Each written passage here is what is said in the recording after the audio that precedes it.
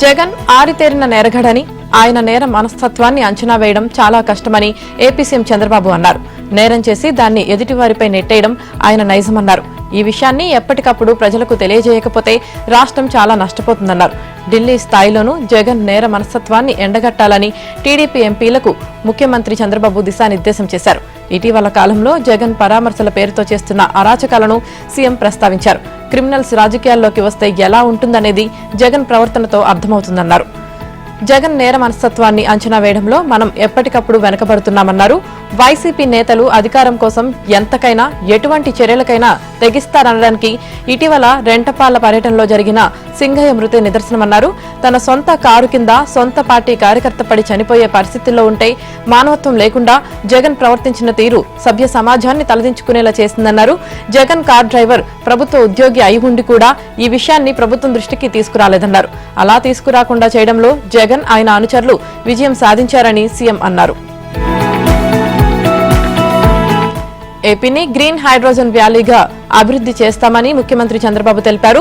రాజధాని అమరావతిలోని ఎస్ఆర్ఎం యూనివర్సిటీలో 2 రోజుల పాటు నిర్వహించే గ్రీన్ హైడ్రోజన్ సమిట్ 2025ను సీఎం జ్యోతి వెలిగించి ప్రారంభించారు. అనంతరం వివిధ రంగాల నిపుణులను ఉద్దేశించి ప్రసంగించారు. హరిత ఉదజని రంగంలో పెట్టుబడులు పెట్టాలని పారిశ్రామికవేత్తలకు పిలుపునిచ్చారు. దీనికి అవసరమైన మౌలిక సదుపాయాలను కల్పిస్తామన్నారు.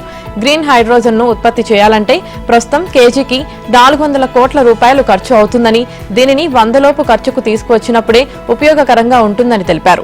గ్రీన్ హైడ్రోజన్ ను తక్కువ వ్యయంతోనే ఉత్పత్తి చేసేలా కొత్త సాంకేతికతకు అభివృద్ధి చేయాలని సూచించారు. ఈ మేరకు యూనివర్సిటీలు, పరిశోధకులు ముందుకు రావాలని సూచించారు. వాతావరణంలో ఉష్ణోగ్రతలు పెరిగిన నేపథ్యంలో గ్రీన్ హైడ్రోజన్ ప్రాధాన్యం పెరిగిందన్నారు. పర్యావరణ హితాన్ని దృష్టిలో ఉంచుకుని దీన్ని ఉత్పత్తి పెద్ద ఎత్తున జరగాలని సీఎం చెప్పారు. 2070 నాటికి కార్బన్ రహిత ఇంధనాలు వాడాలన్నది జాతీయ లక్ష్యమన్నారు.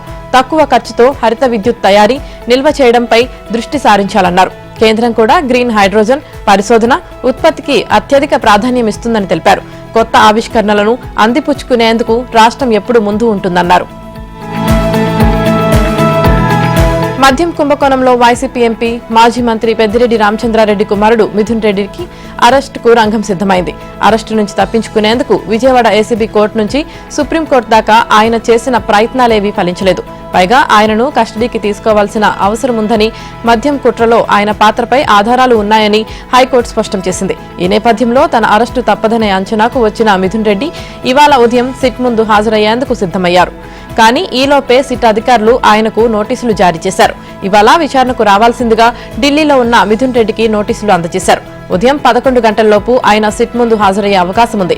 విచారణ అనంతరం ఆయన్ను అరెస్టు చూపించి రిమాండ్కు తరలిస్తారని తెలుస్తోంది. జగన్ హయాంలో జరిగిన మద్యం కుంభకోణం కేసులో మిథున్ రెడ్డి A4గా ఉన్నారు. ఇటీవల కోర్టులో ఆయన బెయిల్ పిటిషన్ డిస్మిస్ అయిన కొన్ని గంటల్లోనే సిట్ అప్రమత్తమైంది. ఆయన దేశం విడిచి వెళ్లిపోకుండా లుకౌట్ సర్క్యులర్ జారీ చేసింది. మిథున్ పై తీవ్రమైన చర్యలు తీసుకోవద్దంటూ సుప్రీంకోర్టు కల్పించిన రక్షణ గడువు ముగియడం, ముందస్తు బెయిల్ పిటిషన్ హైకోర్టు కొట్టివేయడంతో అప్రమత్తమైన సిట్ ఆయన కదలికలపై నిఘా పెట్టింది. ఏపీ ముఖ్యమంత్రి చంద్రబాబు ఇవాళ తిరుపతి వెళ్లనున్నారు. ప్రతి నెల 3వ శనివారం స్వచ్ఛాంధ్ర, స్వర్ణాంధ్ర కార్యక్రమానికి ఏదో ఒక జిల్లాలో పర్యటించడం ఆనవాయితీగా పెట్టుకున్న సీఎం ఈ నెల తిరుపతిని ఎంచుకున్నారు. తిరుపతిలోని కపిలతీర్థం వద్ద స్వచ్ఛాంధ్ర కార్యక్రమంలో పాల్గొనడంతో పాటు ప్రజావేదికలో పాల్గొంటారు. ఉదయం విజయవాడ విమానాశ్రయం నుంచి బయలుదేరి 11 గంటలకు రేణిగుంట విమానాశ్రయం చేరుకుంటారు. అక్కడి నుంచి రోడ్డు మార్గాన తూకివాకం గ్రామం వెళ్తారు. అక్కడ తిరుపతి కార్పొరేషన్ కు చెందిన integrated solid waste management plant ను సందర్శిస్తారు. మధ్యాహ్నం 12:15 తిరుపతి కపిలతీర్థం చేరుకుని అక్కడ కపిలేశ్వర స్వామిని దర్శించుకుంటారు. అక్కడే స్వచ్ఛాంధ్ర భాగస్వాములతో ముఖాముఖి సమావేశమవుతారు. 2 నుంచి 3:45 దాకా పోలీస్ పరేడ్ మైదానంలో నిర్వహించే ప్రజావేదిక కార్యక్రమంలో పాల్గొంటారు. సాయంత్రం 4 గంటలకు అలిపిరి వద్ద ఉన్న కంచి కామకోటి పీఠం మఠానికి చేరుకుని కంచి స్వాములతో సమావేశమవుతారు. ప్రభుత్వ పాఠశాలల్లో బోధనలో నాణ్యత పెంచి తద్వారా ప్రవేశాలు పెంచడమే ప్రభుత్వ లక్ష్యమని ఏపీ విద్య, ఐటీ శాఖ మంత్రి లోకేష్ అన్నారు.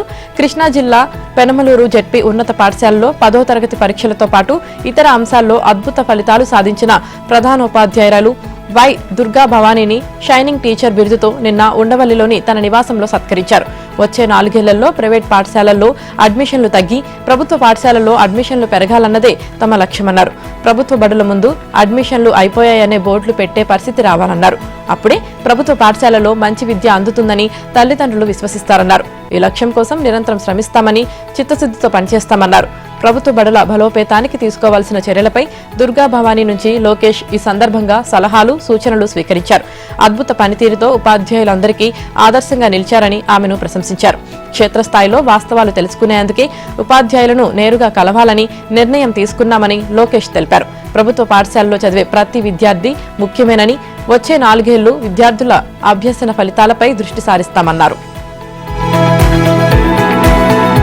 ఏపీలో 2029 నాటికి పేదరికం లేకుండా చూసేందుకు కృషి చేస్తున్నామని, P4 ఆ దిశగా చేపట్టిందేనని ముఖ్యమంత్రి చంద్రబాబు తెలిపారు. ఇప్పటి వరకు 5 లక్షల బంగారు కుటుంబాలను గుర్తించామని, వీరికి చేయూతనిచ్చేందుకు 47,000 మంది మార్గదర్శులుగా నమోదు చేసుకున్నారని చెప్పారు. సీఎంగా ఇప్పటి వరకు ఎన్నో కార్యక్రమాలు చేపట్టినా P4 తన మనసుకు దగ్గరగా ఉన్న కార్యక్రమమని అన్నారు. P4లో భాగంగా పేదలకు సాయం చేసేందుకు ముందుకు వచ్చిన మార్గదర్శకులకు నిన్న ఉండవల్లి క్యాంప్ కార్యాలయంలో ఆయన విందు ఇచ్చారు.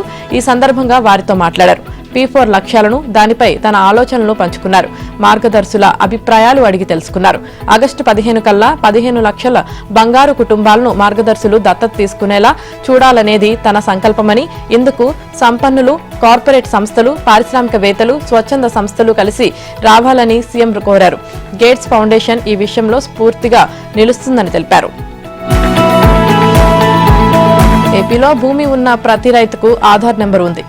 వెబ్లాండ్లో ఆ భూమిని ఆధార్తో అనుసంధానం చేయడంతో వారికి ప్రభుత్వ సంక్షేమ పథకాలు, రాయితీలు దక్కుతున్నాయి. మరి దేవుడి భూములను సీడింగ్ చేయడం ఎలా? రాష్ట్ర వ్యాప్తంగా వివిధ దేవుళ్ల పేరిట ఉన్న లక్షలాది ఎకరాల భూములను వెబ్లాండ్, పీఎం కిసాన్ పోర్టల్, అన్నదాత సుఖీభవలో చేర్చాలంటే ఆధార్ తప్పనిసరిగా మారింది. మరి దేవుడు దిగొచ్చి ఆధార్ తీసుకుంటాడా?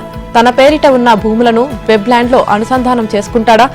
భూముల కేవైసీలో వచ్చిన ఈ సరికొత్త సమస్యకు పరిష్కారమేమిటో రెవెన్యూ శాఖకు అంతుపట్టడం లేదు. ప్రతి గుడి పేరిట ఆధార్ నెంబర్ ఇస్తే సమస్య పరిష్కారమయ్యేలా లేదని రెవెన్యూ వర్గాలు వ్యాఖ్యానిస్తున్నాయి. రాష్ట్రంలోని ప్రభుత్వ, ప్రైవేట్ భూముల డేటా అంతా వెబ్లాండ్లో నిక్షిప్తమై ఉంది. రెవెన్యూ అధికారుల వద్ద ఉన్న భూముల రికార్డులన్నీ డిజిటలైజ్ చేసి వెబ్లాండ్లో పొందుపరిచారు. రైతుల భూములతో పాటు వారి బ్యాంకు ఖాతాలు, మొబైల్ నెంబర్లకు ఆధార్ అనుసంధానం చేశారు. ఈ డేటా ఆధారంగానే ప్రభుత్వ సంక్షేమ పథకాలైన పంట పెట్టుబడి, రాయితీలు, పంట నష్టపరిహారం, ఇన్పుట్ సబ్సిడీ తదితర ప్రయోజనాలు నేరుగా రైతుల ఖాతాల్లో పడుతున్నాయి. మరి దేవుడి భూముల విషయంలో ఏం చేయాలన్నదే ప్రశ్న. ఆగస్టు 2 నుంచి మున్సిపల్ సిబ్బంది సమ్మె చేపట్టనున్నట్లు ఏపీ మున్సిపల్ వర్కర్స్ యూనియన్ రాష్ట్ర అధ్యక్షుడు, ప్రధాన కార్యదర్శులు రంగనాయకులు సుబ్బారాయుడు తెలిపారు. నిన్న మున్సిపల్ డైరెక్టర్ కార్యాలయంలో అడిషనల్ మున్సిపల్ డైరెక్టర్ మురళీకృష్ణ గౌడ్కు సమ్మె నోటీసును అందజేశారు. అవుట్ సోర్సింగ్ లో పనిచేస్తున్న ఇంజనీరింగ్ కార్మికులకు, ఆఫీస్ సిబ్బందికి, పార్క్ కూలీలకు వేతనాలు పెంచాలన్నారు. పారిశుద్ధ్య, ఇంజనీరింగ్ కార్మికులకు సంక్షేమ పథకాలు వర్తింపజేయాలన్నారు. డిఏలు, సరెండర్ లీవ్లు, ఎన్కాష్మెంట్లు విడుదల చేయాలని డిమాండ్ చేశారు. రిటైర్డ్ కార్మికుల గ్రాట్యుటీ చెల్లించాలని, కార్మికులపై పనిభారం అధికమైనప్పటికీ సమస్యల పరిష్కారంపై ప్రభుత్వం మొగ్గు చూపడం లేదన్నారు. దీనిని నిరసిస్తూ ఆగస్టు 1 వరకు ప్రభుత్వానికి గడువిచ్చి 2వ తేదీ నుంచి సమ్మె చేపడతామని నోటీసులో తెలిపారు. ప్రస్తుత వర్షాకాలంలో ప్రజారోగ్యం దెబ్బతినకుండా కార్మిక సంక్షేమం పట్ల చిత్తశుద్ధితో వ్యవహరించాలని రంగనాయకులు ప్రభుత్వాన్ని కోరారు. పాలమూరు బిడ్డనైన తాను 10 ఏళ్ల వరకు సీఎంగా ఉండటం ఖాయమని ముఖ్యమంత్రి రేవంత్ రెడ్డి అన్నారు. కేసీఆర్ అసెంబ్లీకి రావాలని అన్నారు. ప్రతిపక్షంలో కూర్చోవాలన్నారు. తాము చేసే మంచి పనుల గురించి చెబుతుంటే కుమిలి కుమిలి ఏడవాలన్నారు. అందుకే ఆయన్ను అసెంబ్లీకి పిలుస్తున్నామన్నారు. కేసీఆర్ కడుపులో మంట పెట్టుకుని కళ్లల్లో నీళ్లు కారుస్తున్నాడని, కడుపులో విషం ఉంటే ఆరోగ్య సమస్యలు వచ్చి ఆసుపత్రి పాలు కావాల్సి వస్తుందని విమర్శించారు. కడుపులో విషం ఉంటే కోసి తీసివేస్తారని అన్నారు.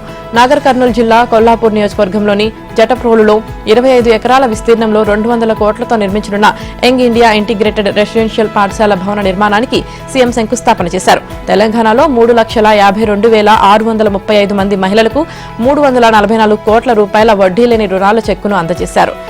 నల్లమల్ల బిడ్డ అయిన సీఎం అయినందుకు దుఃఖం వస్తుందా అని అన్నారు.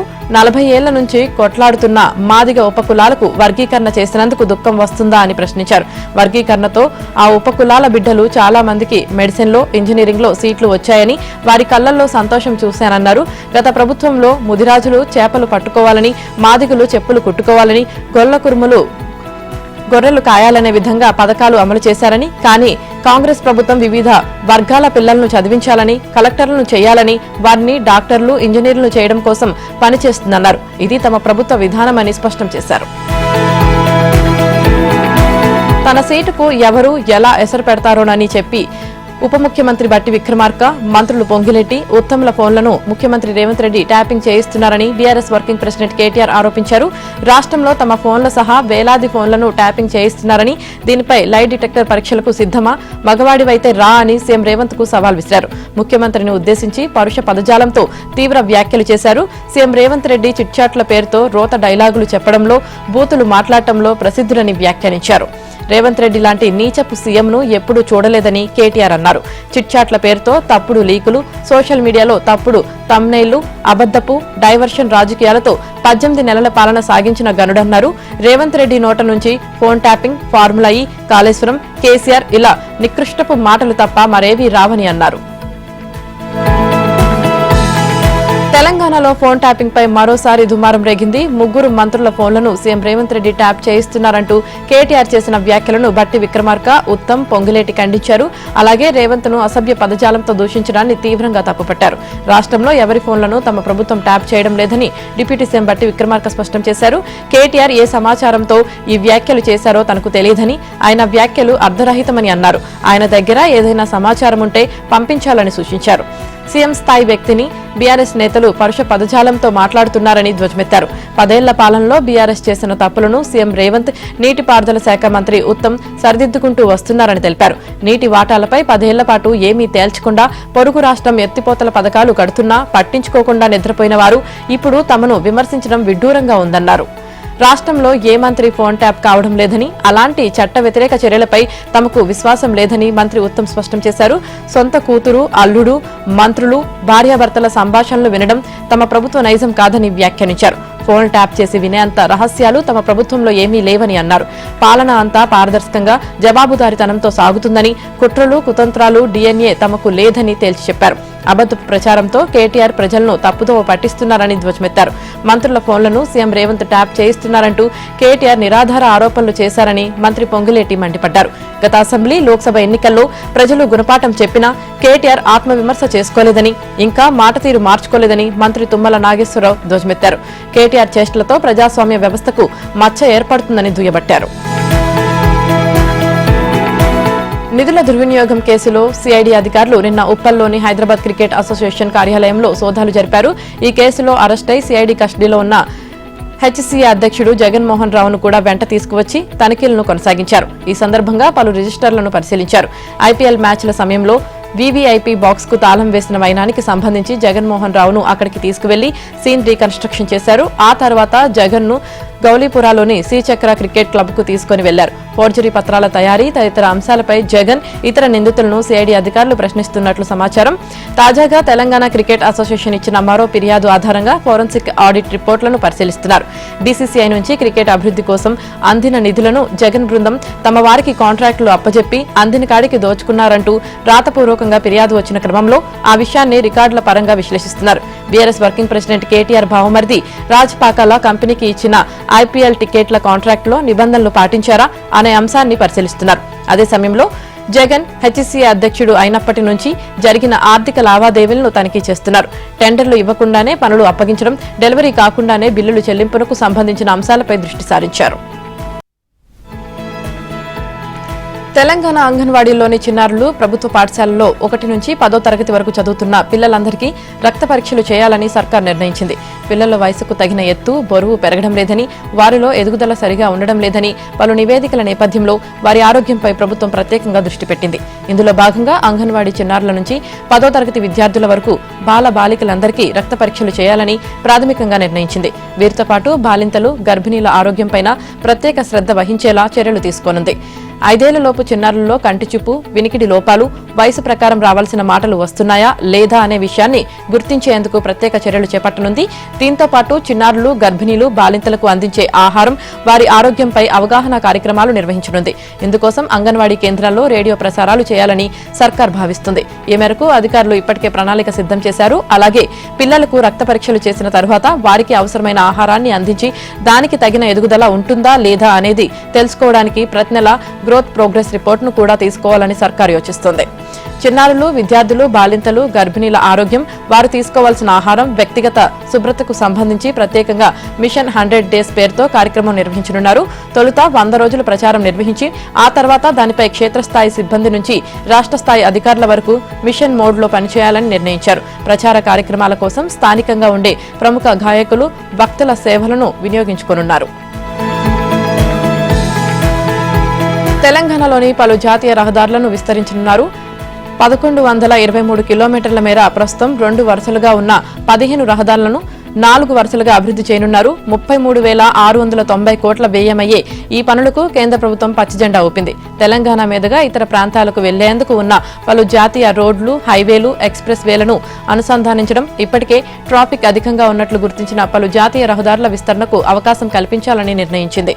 తమ పరిధిలో ఉన్న జాతీయ రోడ్లను విస్తరించాలని రాష్ట్ర ప్రభుత్వాలు గతంలో కేంద్రానికి విజ్ఞప్తి చేస్తే వాటిలో కొన్నిటిని మాత్రమే మంజూరు చేసేది.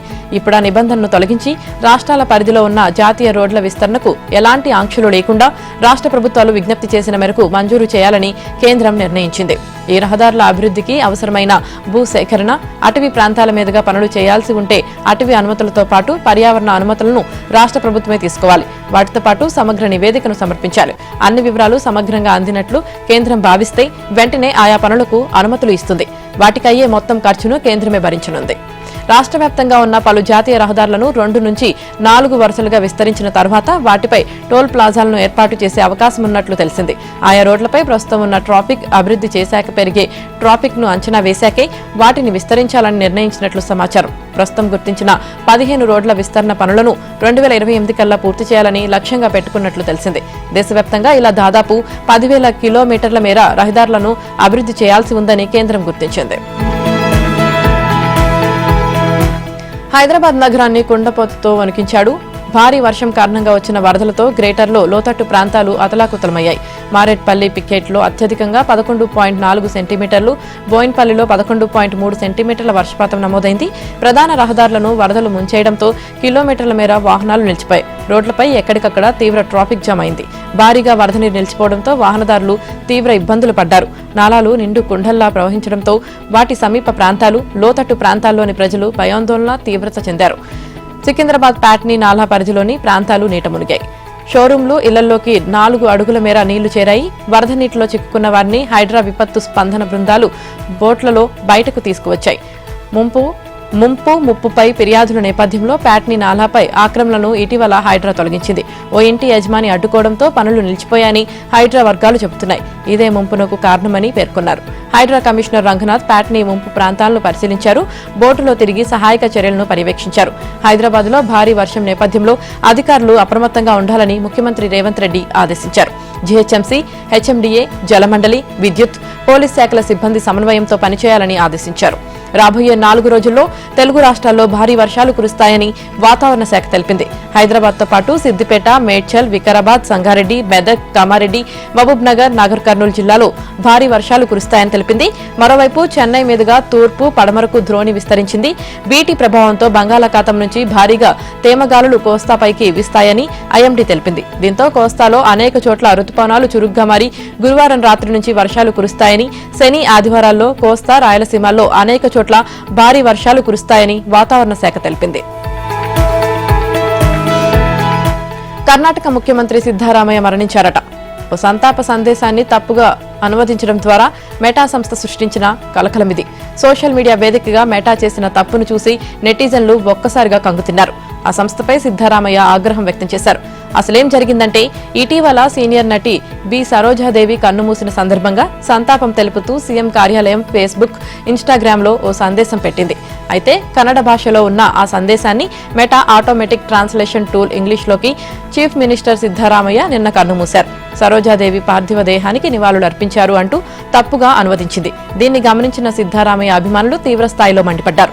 దీనిపై సిద్ధరామయ్య స్పందిస్తూ బాధ్యతాయుతంగా వ్యవహరించాలని, ఖచ్చితంగా అనువదించే వరకు కన్నడ ఆటో ట్రాన్స్లేషన్ను నిలిపివేయాలని మెటాపై ఆగ్రహం వ్యక్తం చేశారు. పార్లమెంట్ వర్షాకాల సమావేశాల్లో అభిశంసన తీర్మానం ప్రవేశపెట్టనున్న నేపథ్యంలో ఢిల్లీ హైకోర్టు మాజీ జడ్జి జస్టిస్ యశ్వంత్ వర్మ సుప్రీంకోర్టును ఆశ్రయించారు. తన అధికారిక నివాసంలో పెద్ద ఎత్తున దొరికిన నగదుకు భారత ప్రధాన న్యాయమూర్తి నియమించిన 3 సభ్యుల విచారణ కమిటీ తనను దోషిగా నిర్ధారించడానికి చేపట్టిన ప్రక్రియ చట్టబద్దతను ఆయన ప్రశ్నించారు. ఎక్కడా మచ్చ లేకుండా 11 ఏళ్ల న్యాయమూర్తిగా పనిచేశానని, విచారణ కమిటీ చేపట్టిన ప్రక్రియే లోపముందని, తన వాదన వినిపించుకోవడానికి తనకు తగినంత సమయం ఇవ్వలేదని సుప్రీంకోర్టులో దాఖలు చేసిన రిట్ పిటిషన్లో ఆయన తెలిపారు. జస్టిస్ వర్మ అధికారిక నివాసంలో మార్చి 14వ తేదీ రాత్రి అగ్ని ప్రమాదం జరగడం, సగం కాలిన నోట్లు దొరికాయి. దీనిపై ఢిల్లీ పోలీస్ కమిషనర్ సంజయ్ అరోరా కేంద్ర హోంశాఖకు, ఢిల్లీ హైకోర్టు చీఫ్ జస్టిస్ కు నివేదించారు. ఈ నేపథ్యంలోనే సుప్రీంకోర్టు అప్పటి చీఫ్ జస్టిస్ సంజయ్ ఖన్నా 3 సభ్యులతో విచారణ కమిటీని నియమించారు. 4-5 గోనె సంచుల్లో సగం కాలిన 500 నోట్ల రూపాయలు దొరికాయని ఢిల్లీ పోలీస్ కమిషనర్ నివేదించిన విషయాన్ని తన నివేదికలో కమిటీ ప్రస్తావించింది. మద్యం కుంభకోణంలో ఛత్తీస్గఢ్ మాజీ ముఖ్యమంత్రి, సీనియర్ కాంగ్రెస్ నాయకుడు భూపేశ్ బఘేల్ కుమారుడు చైతన్య బఘేల్ ను ఈడీ నిన్న అరెస్టు చేసింది. ఆయనను ఈడీ కేసుల ప్రత్యేక న్యాయస్థానంలో హాజరుపరచగా న్యాయాధికారి 5 రోజుల రిమాండ్ విధించారు. ఛత్తీస్గఢ్లోని దుర్గ్లో ఉన్న నివాసంలో ఉండగా ఈడీ అధికారులు అరెస్టు చేశారు. 2019-2022 మధ్యకాలంలో భూపేశ్ బఘేల్ ముఖ్యమంత్రిగా ఉన్నప్పుడు 2160 కోట్ల రూపాయల మద్యం కుంభకోణం జరిగిందంటూ ఈడీ కేసు నమోదు చేసింది.